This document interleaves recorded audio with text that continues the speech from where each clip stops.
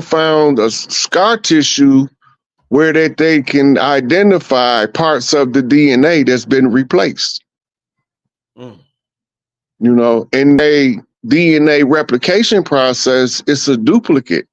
So you could trace back genetically using the rate of genetic divergence to see how long ago was this done. Right. Right. You know, all these scientists is doing this stuff. I'm just telling y'all what they doing.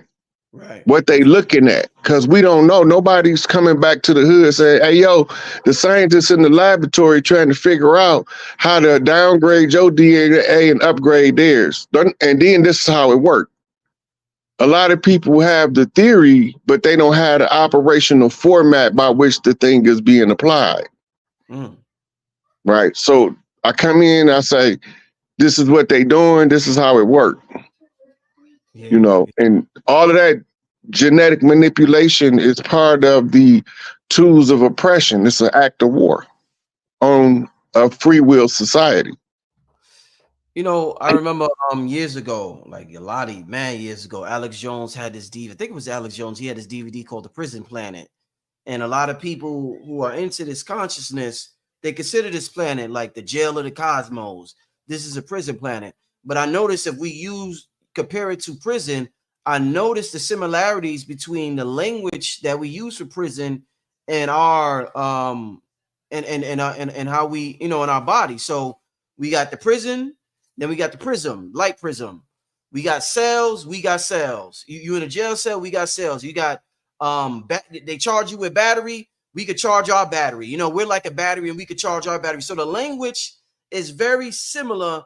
Talk to me about why do you think they decided to use the language when it comes with the prison system, and it sort of ties it to metaphysically who we might be, Rob? What's the deal with that? So most of the naming of the prison system is a understanding of how the sociology is applied in the general public. Right? If they can use the science and lure you like a carrot on a stick by using terms interchangeably, this is what they call the curse of the English language. You know, and the secret societies rely on the interpretation and misinterpretation of synonyms and homonyms, right? With acronyms, all these things are code talk training methods where you can see what they really saying. It teaches you how to read their symbolism. Once you read their symbolism, then you can take control of the great egregore by exposing how it worked to the general public.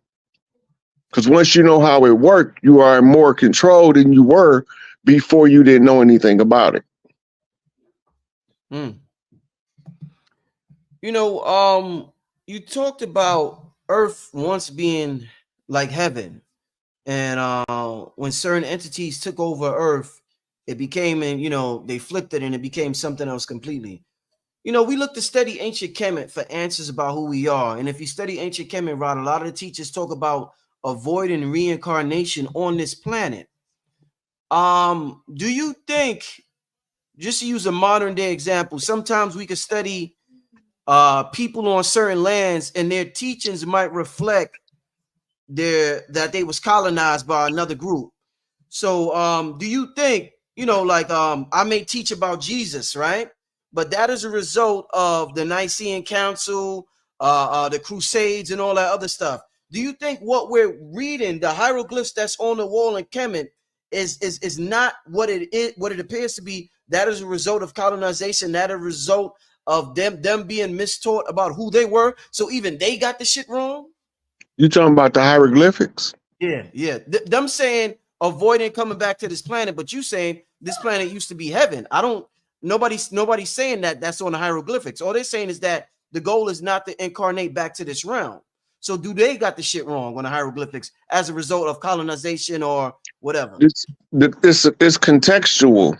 What you referring to is contextual. They give, it's a lot of stories in hieroglyphics. It's not just one. But collectively, we call it the holy drama. The holy drama is describing celestial events using person, places, or things in pictographic form. Right. Right. The warning of the don't reincarnate was speaking about during the chapter of misery. During that chapter. Okay. Okay. If you reincarnate, you have to be strong enough to endure the misery. So they talking about a whole system of moving energy by controlling the collective. That's sociology. Right. But they don't use it as sociology. It's written that to the scientists is Egyptology. It's just a story, a legend from ancient Egypt. It's a whole physics formula for the understanding of how to move people into their proper positions as heirs. All that stuff is in there. Right, right. You know, the Heru is the heir to his father's seat. But Heru can't get his father's seat unless he first get the blessing from his mother. That's why they say queens make kings. And all of these things is they part of our ancient lore and legend, so that when we go to the chapter of misery where we have total amnesia as to who we are, we don't believe reincarnation is real. We in denial, not denial. Play on words, right? Two banks, a factual bank and a fictional bank. Same way it play out in the banking system. Fiat versus currency. Right. The real currency, it depends on your royal rank. They say gold is the money of kings. Silver is the money of princes. Right? So they telling you something about who uses what for financial dispensation. Right. Right? The only reason why we need to pay for anything is because it's the barter and trade system reduced to something the value of this amount of labor, because the labor wasn't being quantified. So then the substance of the precious metal equal in value a certain output of labor.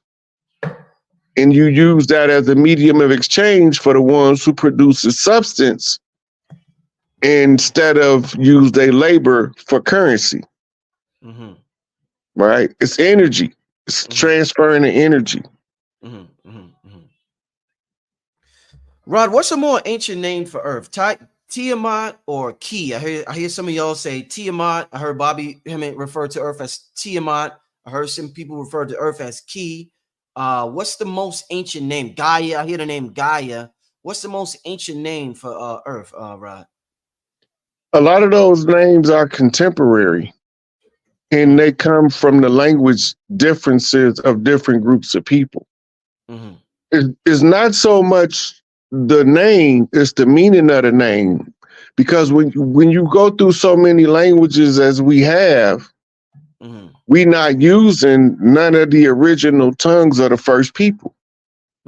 So even if we seen the word, we wouldn't even know how they really pronounced it. Right? Because the language evolves over time. And this is why you keep people studied on what they call dead languages. And that's why all legalese is founded in Latin, a dead language. Right. Right. So they use that as a foundational tool because of the divergence, the natural divergence in the way that people speak a particular language anywhere on the planet. Asians in Asia speaking English doesn't sound like an Asian that was raised in an English-speaking country speaking English. Right? cultural influence, and it alters how you hear sound. Mm-hmm. The people in the South have a different way of expressing the same thing as the people in the North, but they use they words in a different way, Mm-hmm. you know? And once you get exposed to the divergence of the language, then you can see where it all traced back. But to try to come back with the original name of the planet, I don't think we have access to the word at this point in our progression. You know, I remember one time in an old lecture from Bobby Hemmett speaking of Tiamat and things like those type of names. And when we talk about language and ancient names, I remember Bobby Hemmett saying that a lot of, the African American, what we call African Americans, a lot of people, when we named our children certain names throughout the last 2-3 decades, people like, "Ooh, that name ghetto as hell, LaQuisha, Denisha, and Tia Titi, or whatever." But you know exactly what I'm talking about. Bobby Hemmett Mm-hmm. said those names that we're drawing from a genetic memory bank, but those names was the names of ancient goddesses and ancient gods. So what we looked at as something ghetto, these ghetto names, LaQuisha, and all these names that we're seeing, Bobby Hemmett said, no, we're drawn from something genetically, and that those were the names of ancient gods. What's your thoughts on that, Rod? Me and Typecat was talking about 2 weeks ago, Yeah. and we was talking about how the people that learn the tribal dance using the 1-2 step method, Mm. and then the Crips C walking, Bloods B walking, Detroit jitting, Mm-hmm. New Orleans second line march, Mm-hmm. right? That's coming from their soul. Mm-hmm. It's their genetic memory being activated. When Mm-hmm. I tell the sisters about the goddess glow up, it's because I'm looking at something that's being expressed that's in our hieroglyphic record Mm-hmm. in our ancestry. Mm-hmm. And I know what I'm looking at, so I have to give you the reference, Mm-hmm. right? So it always start with you need a point of reference to see where your genetic self is being expressed in a modern culture, Deep, deep. right? And you look back to the historical record, you don't look back for facts. You look back for clues to remember how you supposed to behave from your genetic self from back then to now to find yourself in the present, Right. right? And that's what Noble Drew Ali called the exhuming of a nation. Mm. Mm. He said, I gave you everything you need to save a nation. Now use it to save yourself, Right. right? It's the same principles of moving the energy that apply. Once you know who you are, you know that there's something that your ancestors left you to do. Uh-huh. The work that you have to do is instrumental in proving who you are by works and deeds where you ain't got to tell a person your name. Right. Right. They gonna find out the name by the observation of the works and the deeds. And Mm. this is why they say you could tell the tree by the fruit it bear. Right. Right. What was Earth one of the first planets that came when the cosmos, the Big Bang, whatever you want to call it, when I guess when it was just darkness and the cosmos was created? Was Earth one of the first planets created? There is galaxies upon galaxies that's like trillions of years older than what we call the Milky Way. Okay. We pretty much the new kids on the block. Ooh. We was nestled off in the far side of the universe that was only just now becoming known to the ones that was older. That's why Thoth called them our older brothers Who or he called? elder brothers. Who's the older brothers? Who Dolph called that? Who? Oh, he's talking about those other galaxies that Okay. preceded this one. The Milky Way. Okay. Right. But when remember, you have to put it in the term a person, place, a thing for the 3D person to understand the celestial phenomenon. Right. Right. So you call those ones that preceded us elder brothers, Mm-hmm.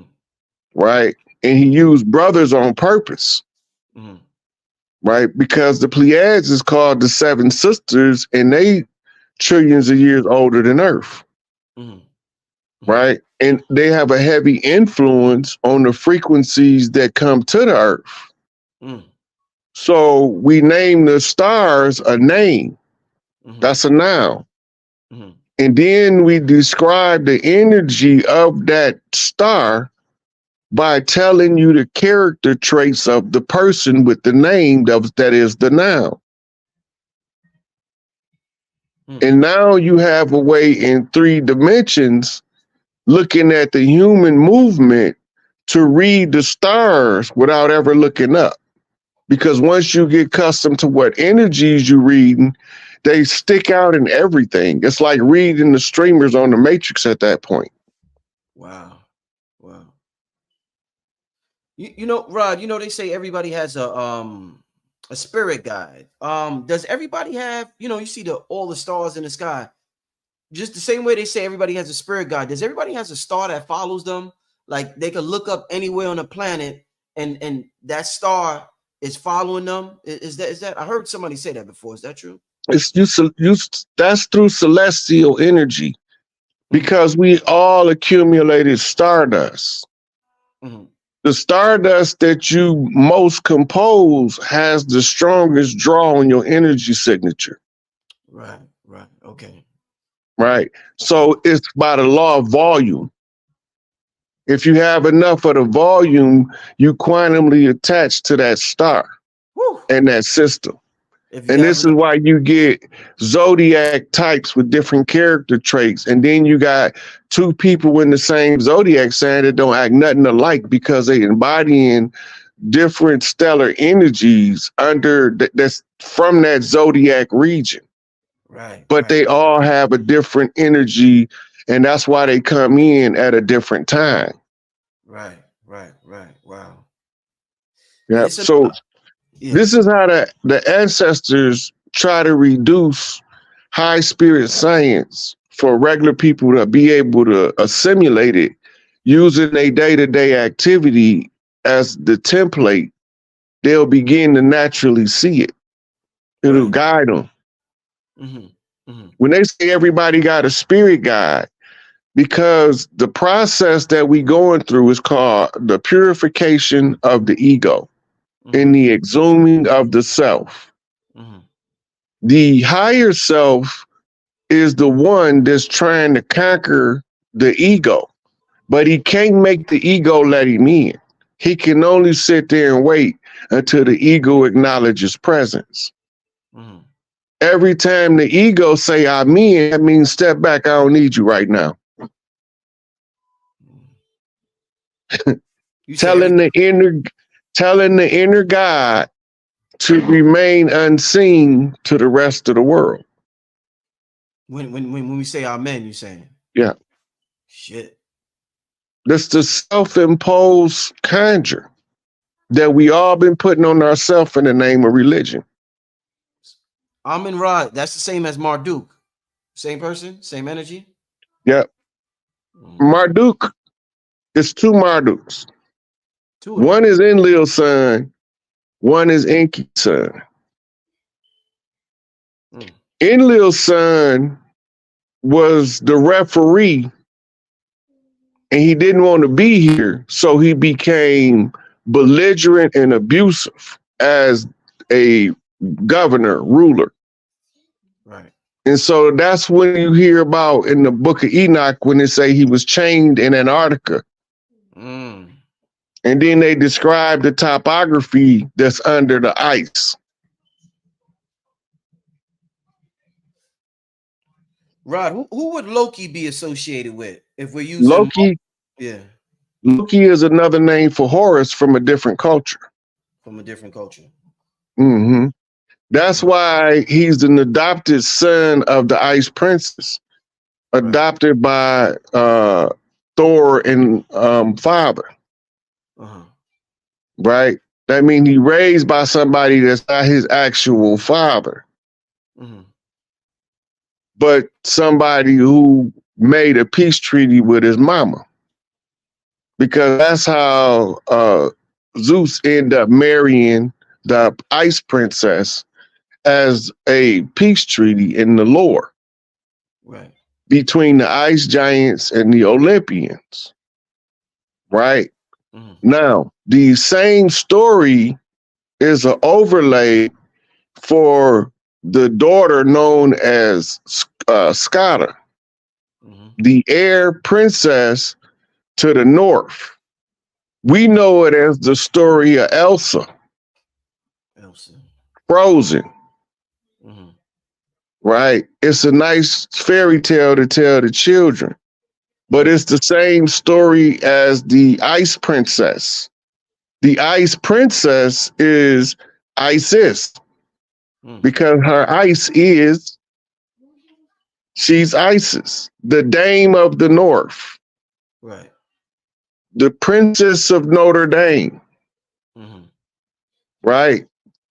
The young maiden, LaDonna, whose mother is Madonna, the Black Madonna, the Great Mother.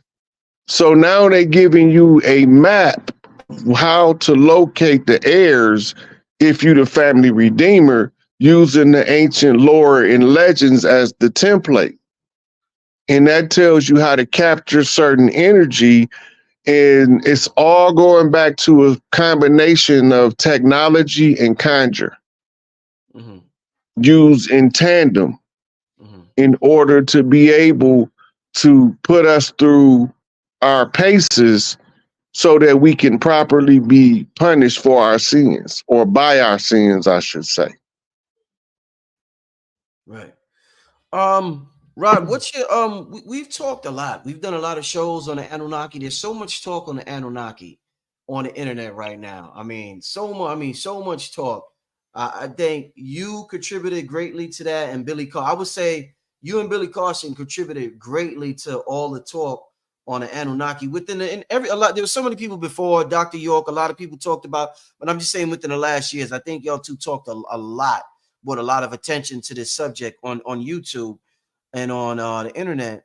One thing I don't hear people talking about, and I had a show with a sister early this year, Flabrun. I don't know if you ever heard of the sister Flabrun. We did a show Floorburn, Floorburn. Yeah, we did a